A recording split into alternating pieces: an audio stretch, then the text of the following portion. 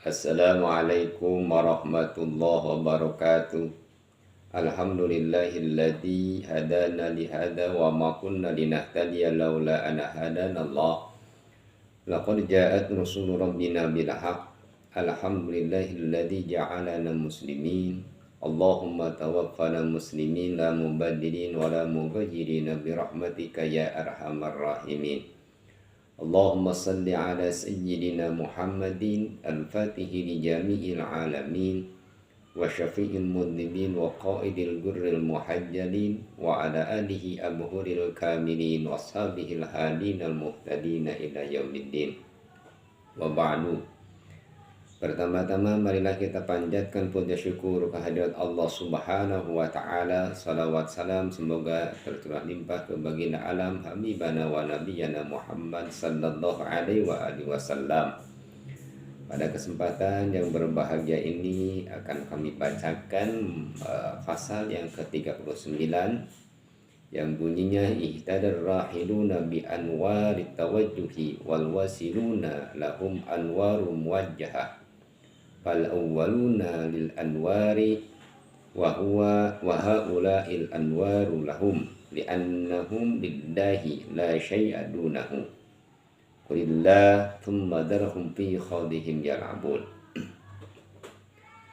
Orang-orang salih telah mendapat hidayah dengan nur ibadah, sedang orang yang telah sampai mereka tertarik oleh nur yang langsung dari Tuhan, dari Allah Subhanahu wa taala.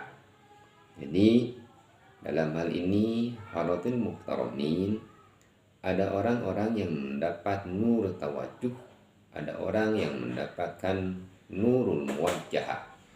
Orang yang mendapatkan nur tawajuh, orang yang salih yang mendapatkannya dengan cara berikhtiar melaksanakan ibadah kepada Allah Subhanahu wa taala dengan memperbanyak ibadah, berbanyak sholat, banyak puasa. Akhirnya dengan ibadah tersebut kita mendapat nur dari Allah Subhanahu wa taala, disebut nur tawajuh.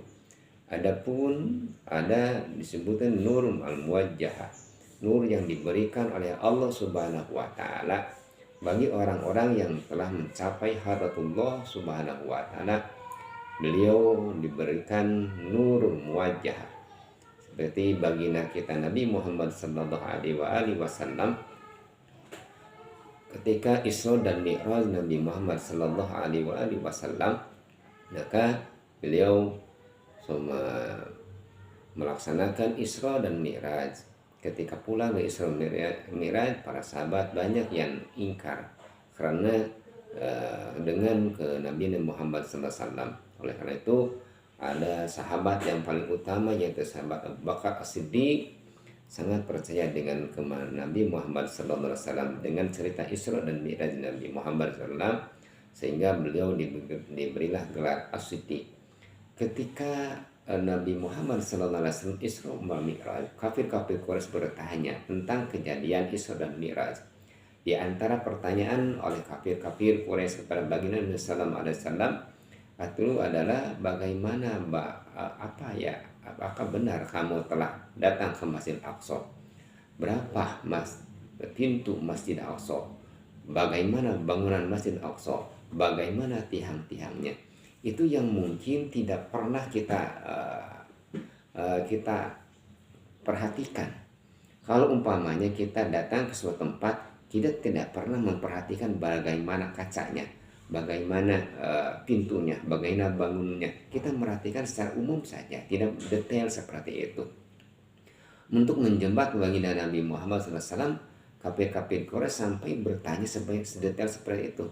Tapi karena baginda kita Nabi Muhammad sallallahu alaihi wasallam diberi oleh Allah nur muwajjah, Allah menggambarkan bahwa pintu Masjid Aqsa itu seperti ini, tiangnya seperti ini, sehingga diberikanlah, dijawablah kepada orang-orang kafir. Karena bukan dari pribadi Nabi, tapi Allah memberikan kepada baginda Nabi Muhammad SAW nur muwajjah. Begitu juga kepada para ulama al-mursyidin, orang-orang yang mursyid, orang-orang yang dekat dengan Allah Subhanahu wa taala telah mencapai hakikat ibadah. dapat melihat yang diberikan oleh Allah Subhanahu nur wajah. Banyak ulama-ulama kita yang bisa melihat secara detail pribadi seorang mukmin. Ketika datang seorang mukmin, dia tahu bahwa dia orang, sebelum kita bicara dia sudah tahu karakter kita, dia sudah tahu bagaimana kehidupan kita ke depan. Bahkan banyak orang, para ulama-ulama sholihin, mursyidin itu orang-orang anak kecil, dia sudah tahu bagaimana hidupnya, bagaimana matinya, bagaimana dia ke depannya mau jadi apa. Dia sudah tahu ke depannya. Karena itu bukan dari dia pribadi, Allah memberikan nur wajah, diberikan oleh Allah Subhanahu wa taala. Tidak aneh karena para ulama-ulama itu diberikan oleh Allah nur wajah. Untuk kita itu ada nur tawajuh, cahaya yang diberikan oleh Allah Subhanahu wa taala dengan cara ikhtiar melaksanakan ibadah kepada Allah Subhanahu wa taala.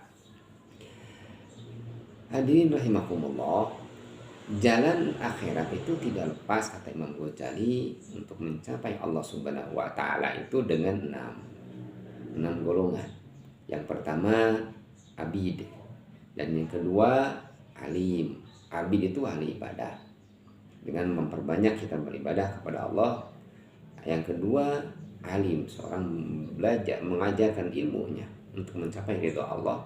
Ada juga orang yang beribadah itu dengan muta'alim, yaitu dengan memperbanyak belajar kepada Allah, merasa diri kita bodoh malah kita belajar kepada Allah. Ada juga orang yang golongan yang muhtarif, orang-orang yang berusaha dengan profesi masing-masing. Ada yang usaha dengan bekerja, ada usaha dengan bertani, ada usaha dengan berladang dan lain sebagainya. Ada juga ada muwahhid. Muwahhid itu orang-orang yang mengesahkan Allah, benar-benar beribadah fokus kepada Allah dengan muwahhid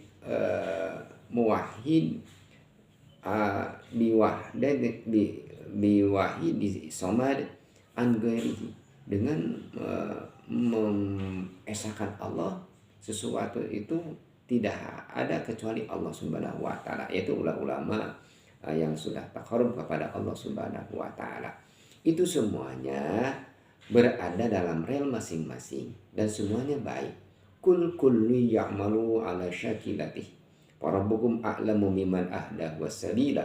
Semua itu ada beramal dengan kemampuan masing-masing, dan Allah yang lebih mengetahui dan akan memberi hidayah kepada jalan yang benar.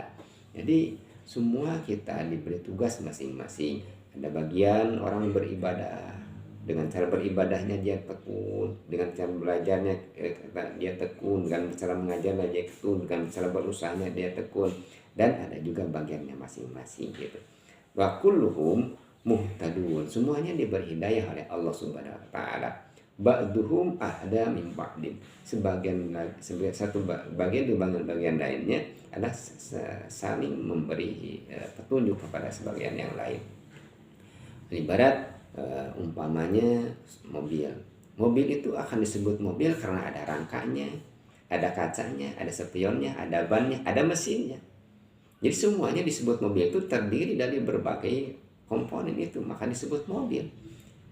Walaupun ada di mobil itu mobil, walaupun mur yang kecil ada di mobil itu disebut dengan mobil, ada mobilnya gitu. Jadi semuanya itu saling membutuhkan.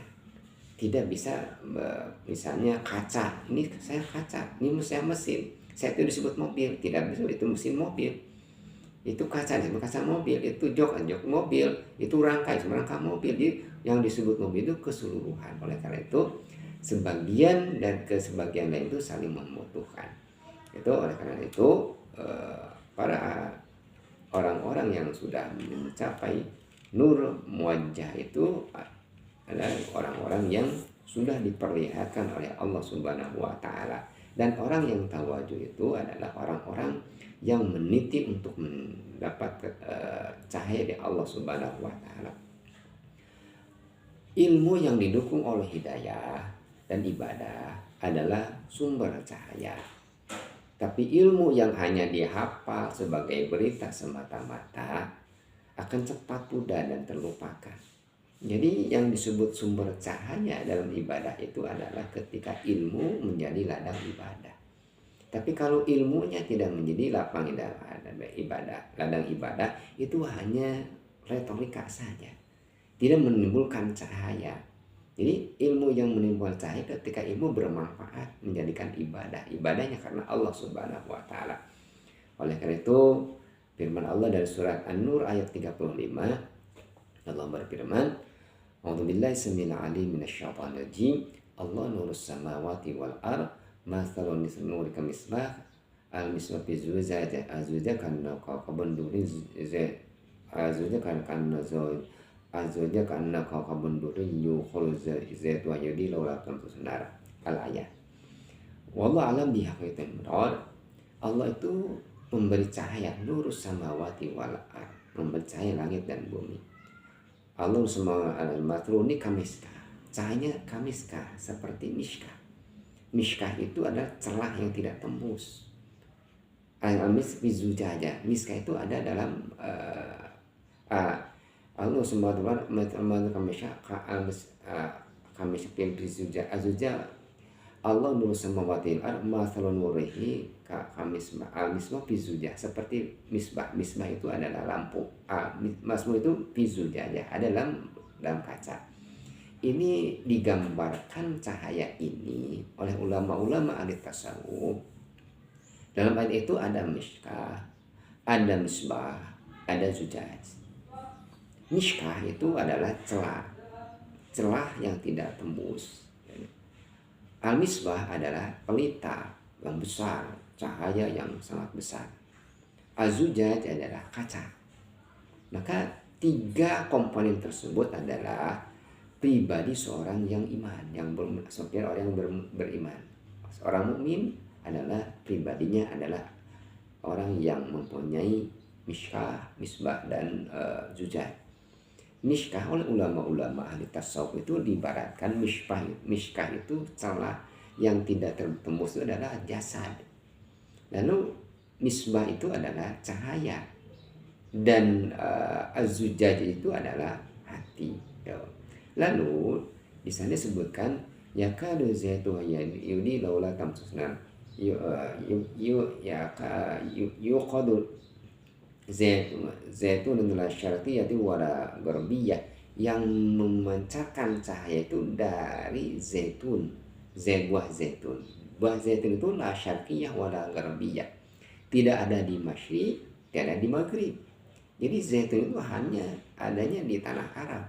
Oleh itu menandakan bahwa yang keluar di Arab itu zaitun. Ini tidak ada keluarnya Al-Quran hanya di Arab. Jadi yang bisa memantulkan cahaya itu adalah nurul Quran. Cahaya yang bisa memancarkan hati itu ketika orang yang ingin bercahaya hatinya itu mempelajari Al-Quran, mengikuti Al-Quran, manjal Quran amamahu ja'alallah ja'alakum amamahu qalallahu ila jannah. Barang siapa yang menjadi Al-Quran itu imamnya, dia akan membawa dia ke surganya Allah Subhanahu wa taala. Jadi cahaya Al-Quran itu yang kita pelajari itu lalu kita amalkan akan menjadi pedoman dalam hati kita, sehingga hati kita bercahaya. Ketika hati bercahaya, maka jasad kita akan bercahaya. Jasad kita dalam hati bercahaya itu akan memberikan kemanfaatan kepada orang lain. Jadi intinya akhlak kita menjadi akhlak yang baik dari akhlak Al-Quranul Karim. Itu menurut para ulama ahli tasawuf, dia menjabarkan Allah nurus samawati wal ard mathalun nuri kamisbah al-misbah fi zujajah azawjah kana kawkabun duri yuqulu zaitun syarqiyatu wala gharbiyah la yakade zanudi laula tamtasunar nurun ala nur yahdillah inurin majasya wa yadibullah amrin nas wallahu bikulli syai'in alim. Ya, maknanya mungkin seperti itu berdasarkan versi ulama-ulama ahli tasawuf. Jadi kalau ulama tasawuf memandangnya adalah bahwa dari pribadi seorang mukmin itu digambarkan dalam surat An-Nur ayat 35, yaitu dia punya jasad, yaitu miskah, Dia punya cahaya, dia punya hati, dan hati itu, cahaya itu bersumber dari Al-Qur'anul Karim. Oleh karena itu ulama-ulama ahli tasawuf membagi atau bagaimana mencari, bagaimana supaya hati kita itu bercahaya. Maka ada tata caranya. Ulama-ulama tasawuf membimbing kita itu dengan 4 cara, yaitu al-uzlah, dengan uzlah. Artinya uzlah itu kita harus menjauhi manusia. Artinya menjauhi manusia itu kalau zaman Rasulullah SAW dengan mengencilkan diri ke guha-guha, ke tempat-tempat yang sepi, itu uzlah waktu dahulu. Kita sekarang tidak mungkin.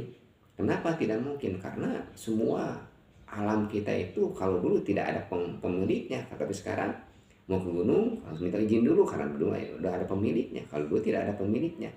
Jadi untuk uzlah sekarang itu adalah menghindari sesuatu yang diharamkan oleh Allah Subhanahu wa taala, menghindari menjauhi kemaksiatan. Itu uzlah.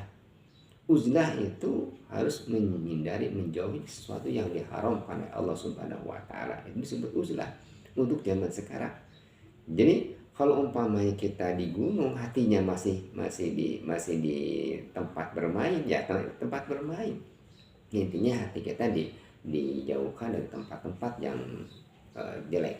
Al-uzlah, untuk mendapatkan cahaya tersebut, ulama-ulama ahli tasawuf itu bagaimana supaya kita bisa uzlah, menjauhkan diri dari kemaksiatan. Yang kedua adalah dengan as-sukut, memperbanyak diam. Janganlah berbicara kecuali dengan kebaikan. Perbanyaklah diam. Karena apa yang kita ucapkan akan ditanyakan. Wama yantiku sesuatu yang kita ucapkan, wama yalfadu min qawlin illa ladai raqibun atid. Sesuatu yang keluar dari lisan kita itu akan ditanya apa baik dan jelek itu oleh malaikat raqib dan atid. Maka untuk supaya hati kita itu bercahaya itu, maka perbanyaklah diam. Bahkan ada ulama di daerah Garut itu mengamalkan diam itu, dia menjadi para aulia Allah. Ulama besar di daerah Garut ya, kayak Haji Wali Bunyamin, kalau nggak salah itu kayak Haji Bunyamin, kakaknya Syekhuna Badiuzzamanu itu mengamalkan diam. Dengan diamnya dia diangkat kewalian, as-sukut gitu. Maka yu'min billah wal yawmil akhir falyakul khairan aw liyasmut. Dengan mengamalkan diam saja dia angkat wali, apalagi amalan yang lain.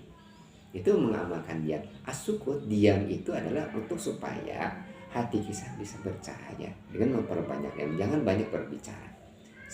Berbicara dengan sekedar hajat kita.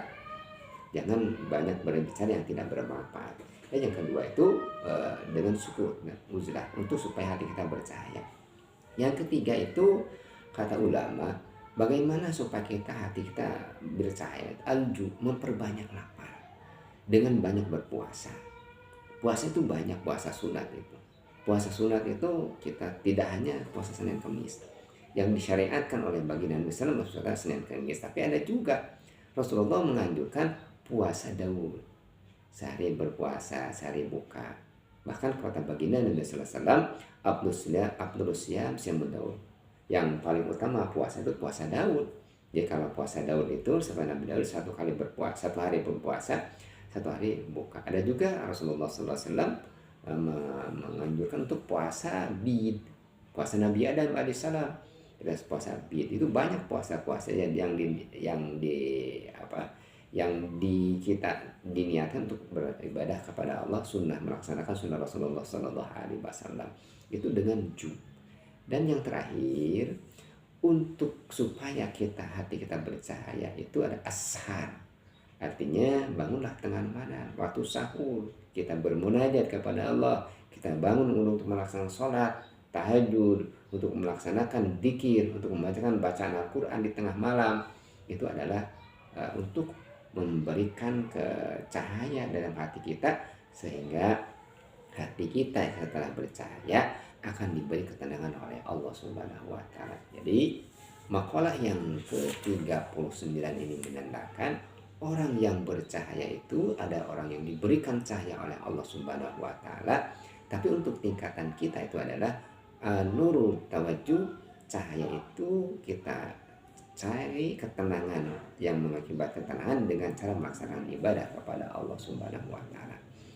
Mudah-mudahan apa yang Al-Fakir utarakan memberi manfaat kepada kita semua. Mohon maaf atas segala kekurangannya. Wallahu muwaffiq ila aqwamit thoriq. Wassalamualaikum warahmatullahi wabarakatuh.